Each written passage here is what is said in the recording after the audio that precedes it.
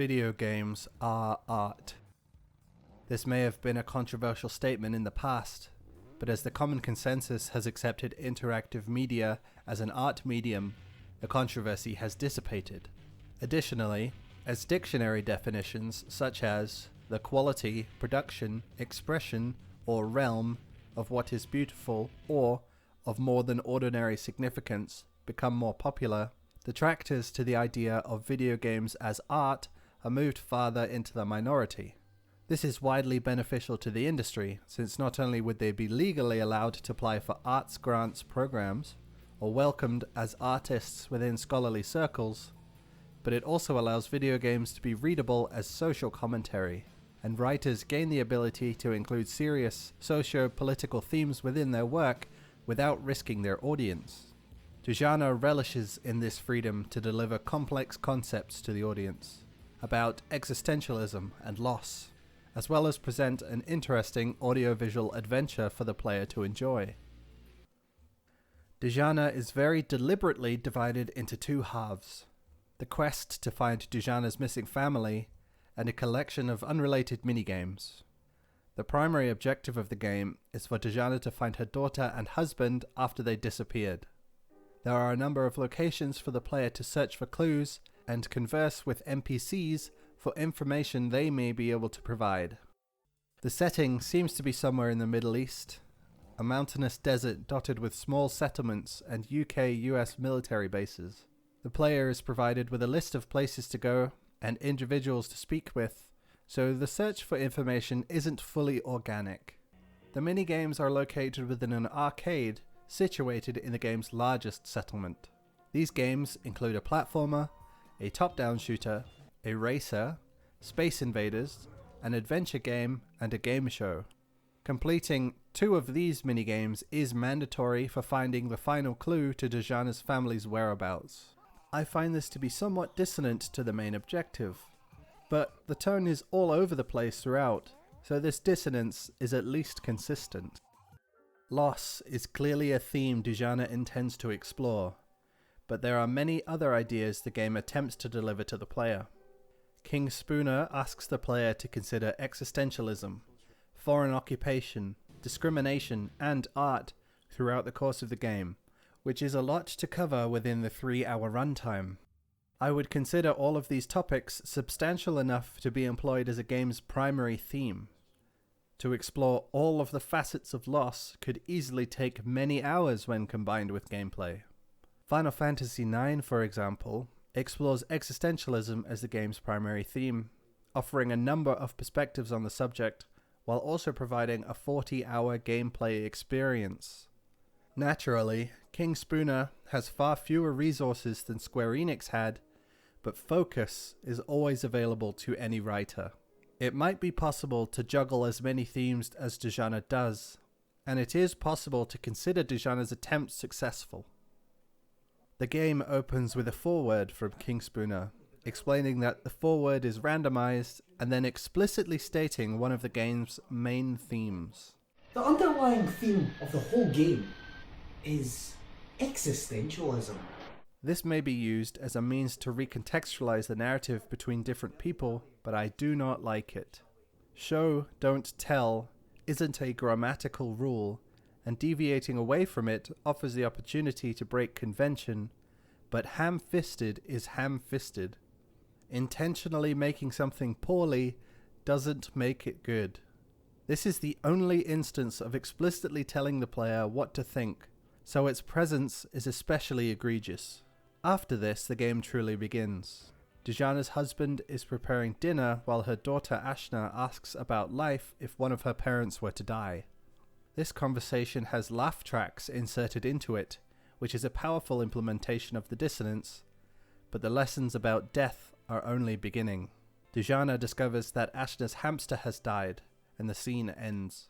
Dujanah's husband and Ashna are wandering for the ideal location to spread the hamster's ashes when they are attacked and abducted by a group of spider people. Sometime later, Dujanah had moved back into her mother's home, but has decided that the pain of not knowing has become too much to bear. She decides to venture out into the world and find the truth. From then onward, there aren't many other narrative events. The player is given a list of locations and NPCs to talk to, and then sent on their way. Talking with the spider boss leads to the minigames, which leads to the final clue of the game. The narrative is mainly used as a breadcrumb to guide the player around the world and engage with NPCs who may have information. This is a mechanism King Spooner uses to pontificate their themes, and while a traditional narrative would serve the same function, I have to note that a narrative would have been preferable. The vast majority of Dujanah's content is tucked within the conversations with NPCs, or situations the NPCs are within that the player can observe. In the towns, there are a variety of NPCs to gain perspectives from. Some of these encounters are played for humour, such as the queue waiting to enter a house where someone is claimed to have seen a religious figure in their scrambled eggs. Others are lectures that the player should studiously be taking notes during. Humour is found throughout Dujanah, but is primarily delivered through absurdity. The scrambled eggs scenario is one of a number of benign occurrences elevated to great importance, and a few NPCs will offer comment about their most recent wacky observations. A lot of these are quite amusing, and are a welcome change to typical NPC dialogue. The other side to this, however, are the lecturers, who certainly have interesting things to say, but don't keep on theme particularly well. King Spooner explicitly says the theme is existentialism, but one woman contemplates whether it's okay to feel affection for a neighbor child while she is engaged. Another NPC mourns the inevitable death of his assistant's dog. An artist has joined the Spider People cult because art can only be a truthful representation by someone deeply invested in the depicted culture. When it comes to existentialism, the maker speaks to near death, and the child speaks to purpose. And there's a conversation about an MRI. I'll get into the discussion of these themes later on to avoid further poisoning the perception of those who intend to play Dujanah themselves. Now, we'll move on to presentation. The game's visuals are primarily constructed from practical pieces.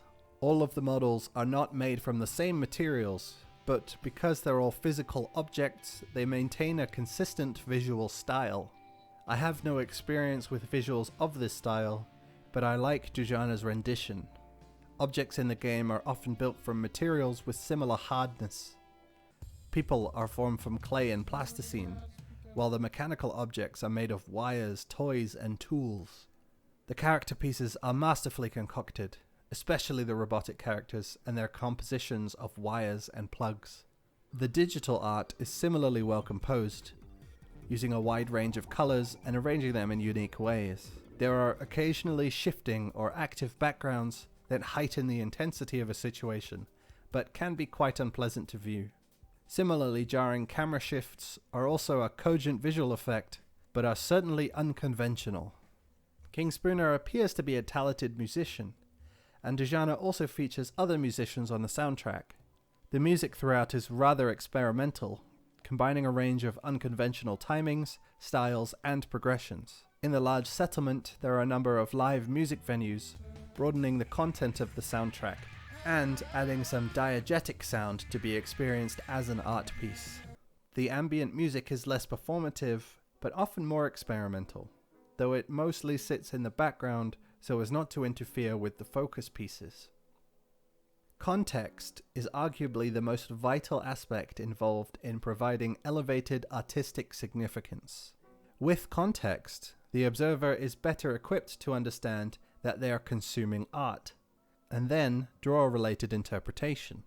Functional pieces in the wild are easy to pass by without consideration, so for a game like Dujanah to capture the player's imagination, it has to provide context often. This is done organically throughout the game, as many locations within the world exist as a singular art piece. The facility, where there are many robots intermingling with the human employees, is a fantastic implementation of this. The humans ponder their necessity and reactions to the growing presence of automatons, while the robots underground contemplate the value of life and how frightening death truly is. To me, this covers a number of topics in a brilliantly nuanced way. Humanity seeks efficiency, and automation is an obvious pathway to that, as well as providing those inclined with the freedoms to indulge in their true interests. This situation leaves those inclined to work without a job to do. Hardcore capitalists are insistent that workers exist too, since they don't believe that there are alternative means to distributing necessities. A little deeper, however, and the consciousness of the machines make the humans who dislike them seem xenophobic. A foreign person has arrived and occupied a job. Have they created an upper and lower caste by segregating the machine people from the flesh people? Do foreign workers not deserve the same rights as local workers? This place also contains the Maker, whose lecture is one of the lengthier deliberations, as King Spooner occupies this character to consider death. As for the art gallery portion of town, I think it doesn't meet the height of commentary that the facility does, nor do I think that it is an elegant design for commentary on art. There are several enterable buildings in the town, with something to see inside each. The first is a classroom without any students. The teacher contemplates the morality of feeling affection for the neighbor child while she is engaged. The second is a laundromat with a trio of sisters. One speaks of alleviating grievances, while the other two compose poetry. There are 3 live music venues which are all packed with audience members. There is a visual art exhibit where Dujanah recalls moments where she and her husband had attended exhibits in the past and their differing reactions to certain pieces. This room is dark and empty, as though the visual arts are no longer an attractive prospect for art consumers. Moreover, Dujanah's unpleasant experiences with visual art exhibitions make the idea of visiting an installation unattractive. There's an empty theatre showing an art film, while King Spooner reads an essay aloud. The two pieces don't seem to be connected, but both are similarly nonsensical. Dujanah's old home is here, empty. Finally, there is the arcade, which is a mandatory visit to progress the narrative.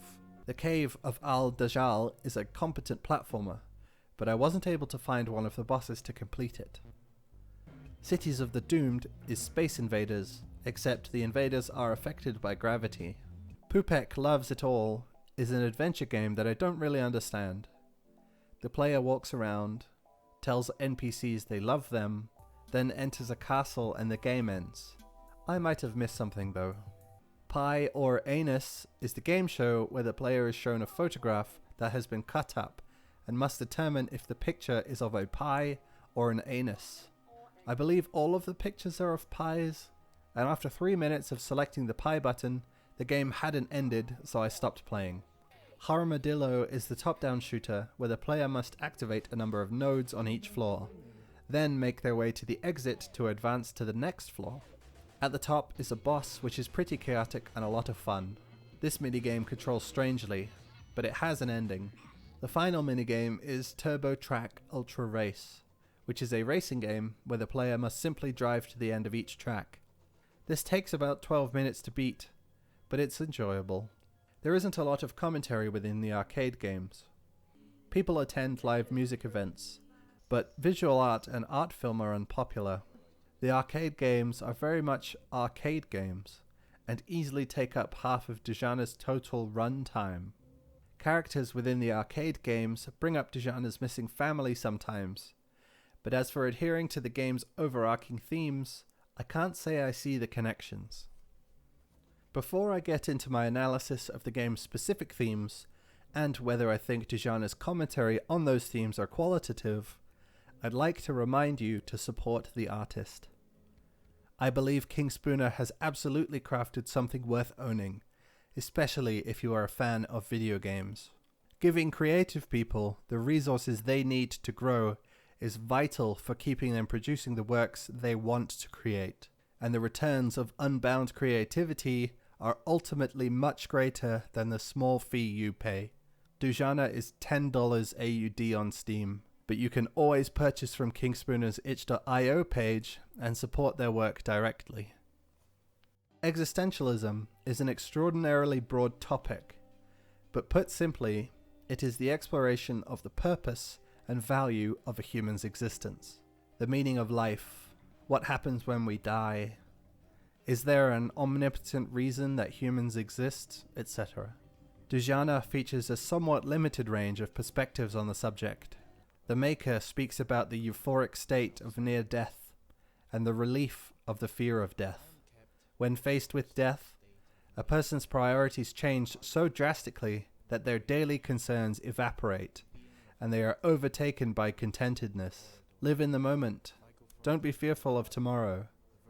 It's written much less concisely in-game, and I personally can't think of a counter, so maybe you only live once is still applicable. The Child's Play is a story of an unremarkable man who lives alone in a forest. He subsists happily until one day the singing of a stranger can be heard on the wind. The man gets to know the singer, a witch who vanishes once the man has had the opportunity to start caring for them. Saddened by the witch's departure, the man cried every night until winter arrived. The cold froze the tear into a ball, and the man followed the ball until it led him to a lake. There, as he tried to sleep, he began to sing the song of the witch himself. Is it not all of our responsibility to bring joy to the world, particularly to those who are isolated most? Is that an acceptable purpose?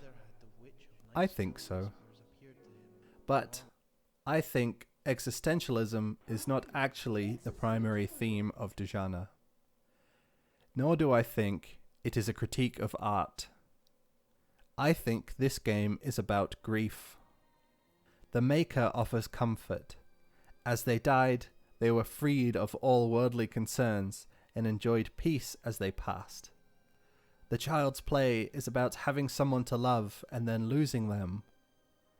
The assistant's dog, the teacher's guilt, noise to distract.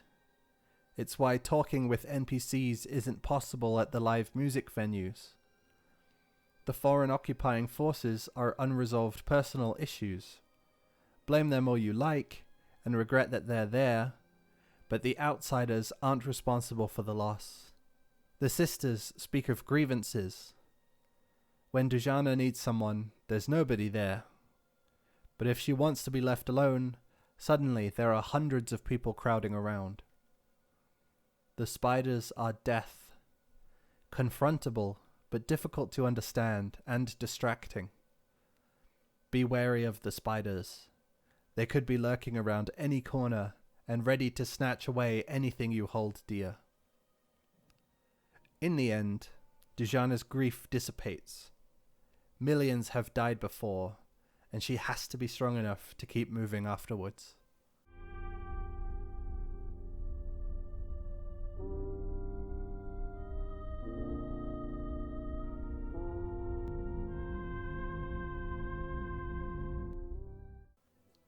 The objectives Dujanah is trying to achieve are clouded by the game's tone, and perhaps a misunderstanding of the primary themes on my part.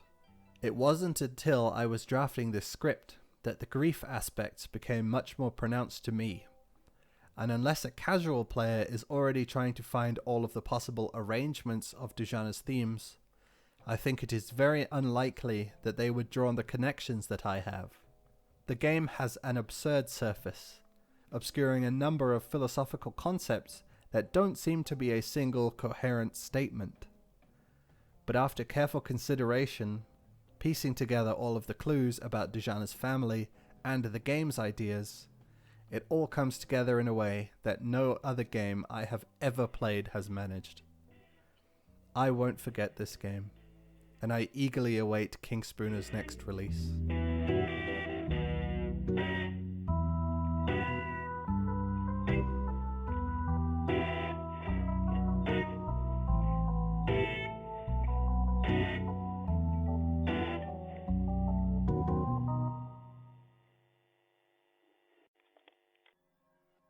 Absurdity isn't done yet. I wonder if King Spooner would be considered a corwid.